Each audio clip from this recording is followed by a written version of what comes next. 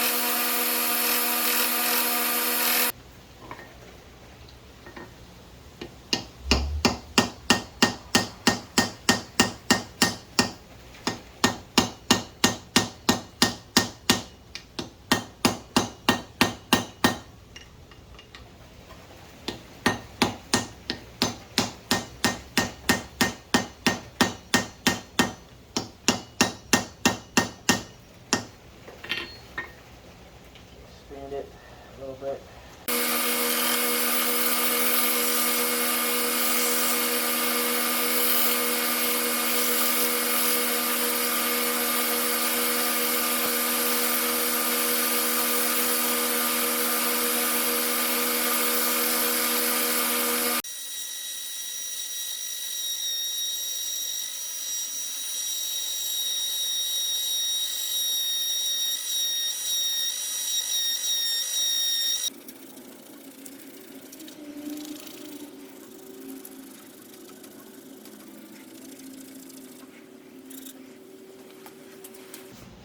Alright, I re-etched this. It didn't come out bad, so I'm just going to hit it with the 3000 grit sandpaper real quick. And then, I should be done hand sanding everything.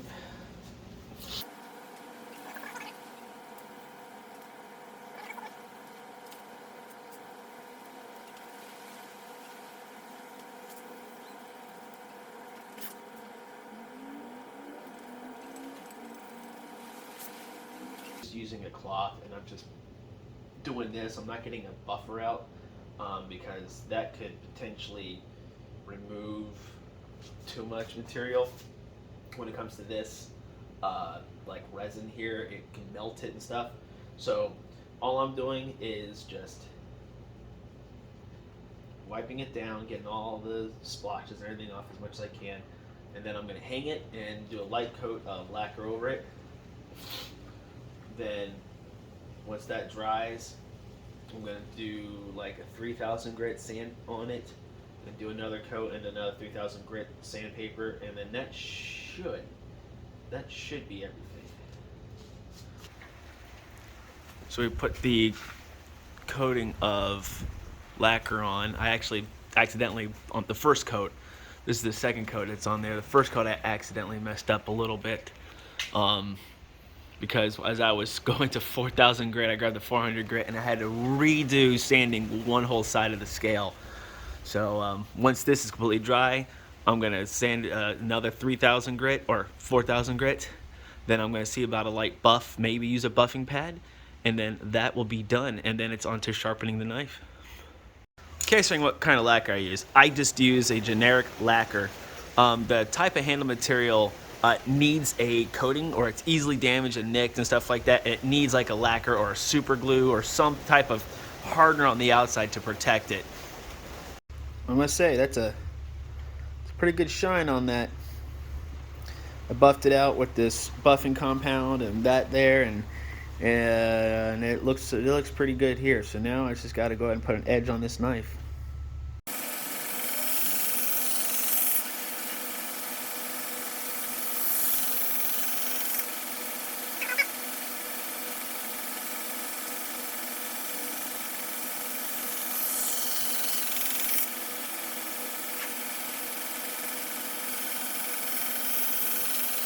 Well, there you have it, guys. We've successfully completed our Karambit knife.